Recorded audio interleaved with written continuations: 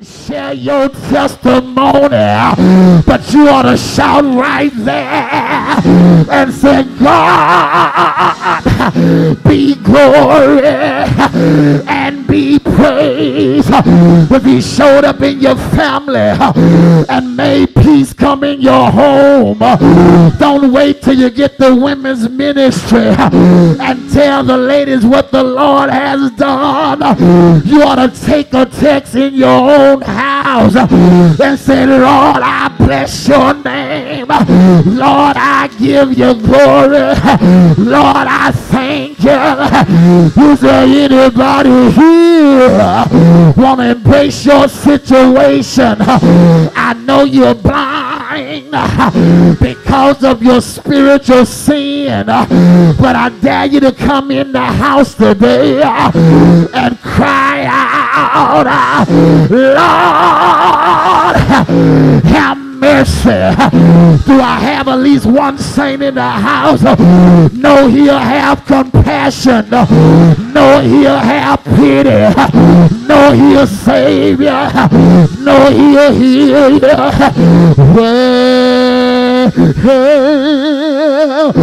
Along with compassion, they simply said, Lord, thy son of David, have mercy on me. Mercy is a verb. It's an aorist tense. It's a snapshot of what God was getting ready to do. The two blind men were sitting on the side of the road, watching the great celebration pass by, and all they were saying was, Lord, have mercy. Can I show you a picture? They were saying, I wish I could go. I wish I could follow. I wish I could go to the church.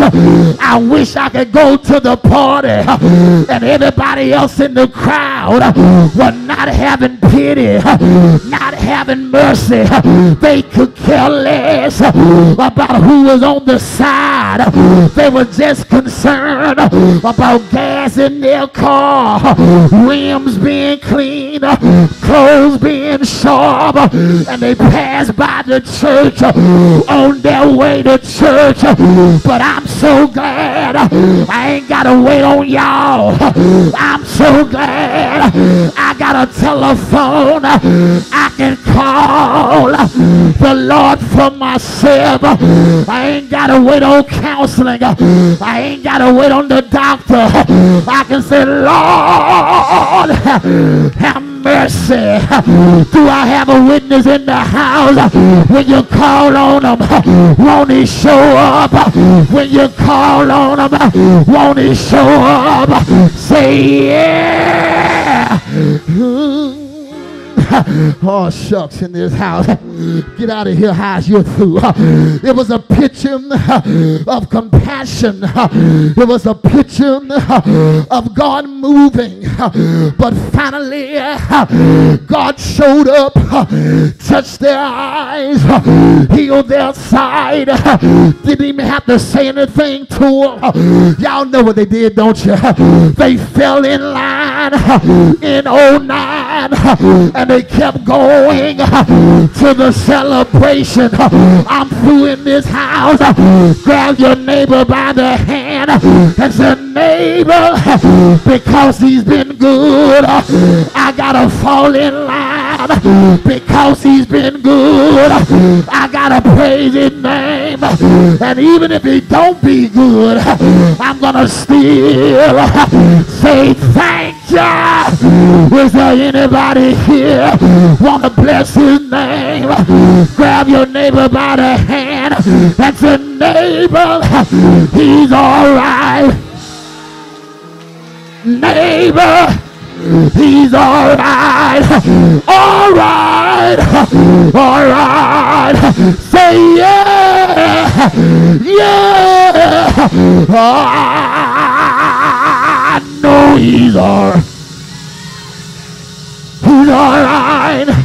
Is there anybody here on your way to the celebration.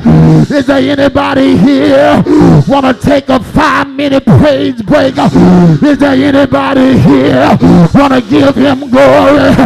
Is there anybody here when you think of the goodness of Jesus and all he's done for you, you ought to open up your mouth and say,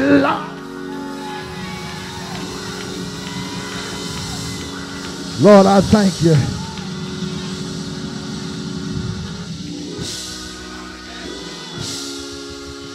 Lord, I thank you. Lord, I thank you. Deacons are coming, ministers are coming. But every now and then I want to say, Lord, I thank you. Because it was you that had pity on me. It was you that had compassion on me. It was you that picked me up. You that turned me around. Is there anybody here want to thank him today? Is there anybody here want to get into celebration early? Is there anybody here want to throw your hands up in a celebration? Tell the Lord, thank you, thank you, thank you, thank you, thank you. Oh, yeah. I hear you, I'm through. But I hear you. Said I ain't got much to thank him for. But I need to tell you, if you woke up this morning, you got something to tell him thank you for. If he put food on your table or even somebody else's table, you got something to thank him for. He may not have answered all your problems. He may not have answered all your prayers, but you ought to thank him anyway. Why ought to thank him, Pastor? It's because he's still God. He still sits high. He still looks low. He still hears and answers prayer. You ought to tell him thank you. Those of the church are open. If you're here, I don't know what your situation is. I don't know what you need to embrace, but I promise you that if you embrace it by crying out sincerely, recognizing the fact that he is the Son of David, that nationally I need someone to come into my situation that no other person in position can do. Come on, stand to your feet. You need someone to come in your situation that the presidents cannot do, that the legislation cannot do, that leaders cannot do. You need a new king in your life. And I'm here to tell you that he is King of Kings. He is Lord of Lords. You need him to come into your situation and make everything better. Well, if you're here and you're not saved, if you're here and you're not saved, if you're here and you're not saved, I suggest that you come to Jesus right now.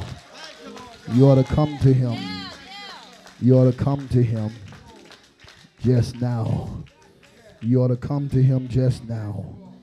You ought to come to him and let him know, Lord, I need you every day and every hour.